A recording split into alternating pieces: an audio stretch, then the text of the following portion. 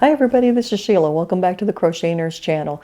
Today what we're going to do is we're going to talk about a crochet technique or trick, and actually what I've decided to talk about is seaming of clothing items together.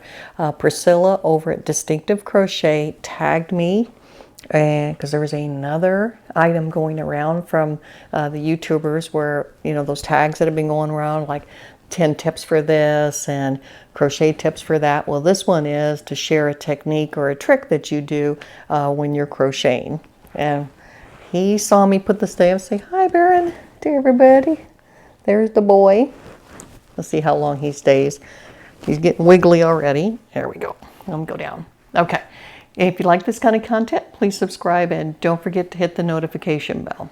Okay, so today what we're going to talk about is seaming.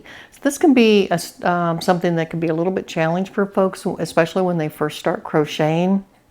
We start with, you know, scarves and hats and like dishcloths and dish towels and things like that, which don't really have seams to put things together, to put parts together. When we move into clothing items, that's when we can start seeing some seaming needing to be done. Most recently, I had shared that I made this, what is this thing? The kimono out of the Crochet Exclamation Point magazine. And with this guy, for anybody who's made a kimono, see if I can get it positioned right because it's so large. It's basically made as a big T, okay? And that's the design of it. But it's made as a big T like this with the sleeves, and it's all made in one piece. So it goes from the left side of the arm starting here, and then you crochet all the way across and then do the whole body and then end on the other side. And then what happens with that, once you're done, you flip it in half and then just seam the edges together. So it's just one seam. So what does that look like? So then that's what we're going to talk about today. I'm going to illustrate for you things that I'm working on right now. One of which I'm actually working on now is I'm creating another top. And this item is going to have multiple seams. And so that is one panel. And then I have 3 panels. This is a part of the side. This is a front panel. And then the other side. So this is 3 panels right here that I've seamed together, and I have a 4th panel that I need to seam, and this will take care of the bottom half of the shirt, and then I still need to make the upper part for the arms and that thing. So we're going to use that as my example so I can show you. So let's take it down to the table and I'll show you what I'm talking about. Say bye to Baron. Bye, buddy. Okay, so here we are at the table, and I have my panels laid out, the ones that I was just showing you. So let's take a closer look at these guys. So, as I shared, for this top, I have multiple panels. So this is going to be one of my side panels, front panel. Let me get this out of the way. All right, and these are what the panels look like. I have already attached 2 panels together, and I need to attach the 4th. This is the right side. On the patterns it'll say RS, right side, because you cannot see the seam on this. The wrong side, according to patterns, is where you can see the seam. And for this particular top, the way that I'm making it, I do not want this seam to show. So I need to make sure that I'm doing it correctly. So I have my 3 panels attached. I know that I have right side up, and right side just means the side that you want to present to the world. And this is the side that I want to present to the world. And so let's move on to the next piece. So I have my right side up. These are all right side up. Let's move this down a little bit. So this is the next panel. Let me straighten that there. So this is the next panel that needs to come on. And let's just look at it. So I'm going to line them up, get in the middle a little bit here. So I'm going to line them up here, right side up, and I want to match it up.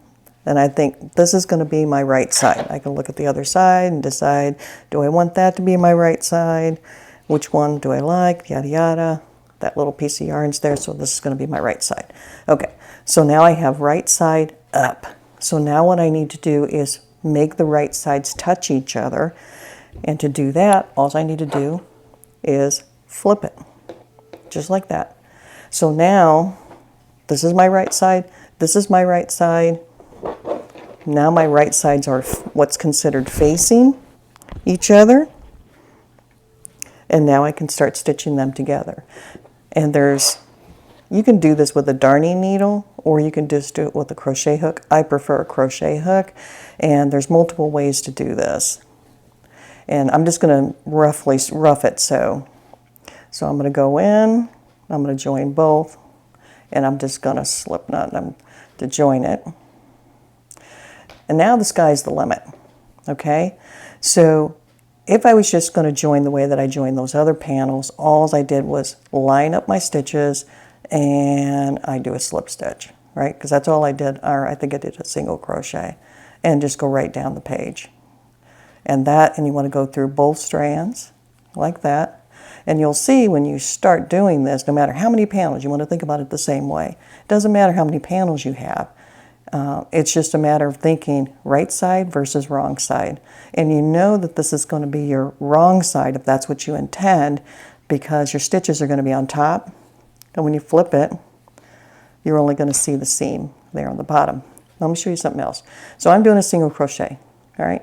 That's fine. You can do a slip stitch. That's fine. You can do a darning needle and just go back and forth. Here's another option. So let's say I wanted to have some kind of a alternate stitch. So let's say I wanted to do double crochets in there to add some width, because maybe I didn't make these panels wide enough and I needed more. So I'm gonna just chain a couple to give us some space, and I'm gonna move down here and show you what I mean. So I'm gonna go in here, just on one side only this time, and I'm going to start a double crochet. Now I'm going to yarn over, go up to the top, grab it, and do a double crochet. And I'll show you in a minute. I'm going to just do a couple. And this is if you make an error, or you need to add some width, or you want to add something to it. This is what it looks like on the back side. Let me spread this out a little bit because I want to keep that yarn. I want to show you something else. And that's what it'll look on the front side. And so you've just effectively added 2 rows. So let's say if I want to do, pretty cool, right? And this is just stuff that I do playing around. So let's say I'm going to do a couple stitches here. And let's say I want to do, let's do this guy. Let's do a little bean there. And I want to pull through all of them. This is where you need the longer hooks, like the Hobby Lobby hooks. This is what I usually use these for. There, and then I'm going to pull through all. And it looks messy on the back side. Let me show you what it looks like on the front. Flip it over, and look what you got there. 2 parallel. And it adds, this is about 1 inch. It adds about 1 inch. So these are double crochets in here. This is just a single crochet, and then this is a bean stitch. But as you can see, the sky's pretty much the limit. It's just a matter of thinking it through. And with this, if you're going to do a specialty stitch or double crochet or something like that, or a bean stitch or what have you, whatever stitch you want, do the full stitch on one side, then do the full stitch on the next, and just keep on moving. V-stitch works perfectly in this as well. I would just chain, do a V-stitch, just like I just showed you. I'll skip 2, and I'll do a V. All right, ooh, get in there, cotton yarn, huh? Same thing. And I'm sure there's other ways to do this. This is just the way I taught myself to do it. And it knocks out 2 at the same time. I'll just pull it through. And there's your alternating V's. You can't see it real well. But that gives you an idea of the options that are available to you. So like I say, single, move this. There you go. Trying to get it in there so you can see it well enough. There. So I did the single crochet here, double crochet, bean stitch, and then a V-stitch. And as you can see, once you get going, then it'll actually look pretty good.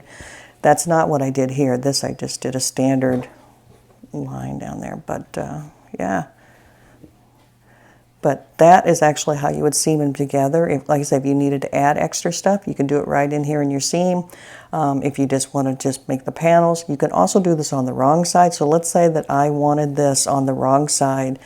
You already know how to do it on the right side. But if I wanted that seam to show, I did right side facing. You guys already saw that. There's right side facing on this side. I already know it's right side because there's my seam again. There's my right side. Right? But if I wanted that seam to show, this is right side facing, right? But if I wanted the seam to show now the back side here, this is the wrong side. There's the wrong side facing, and I know it because there's that seam.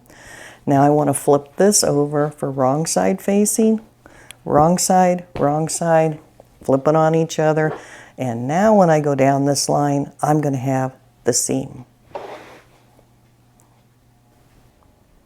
All right, well, that's what I wanted to share in relation to seaming.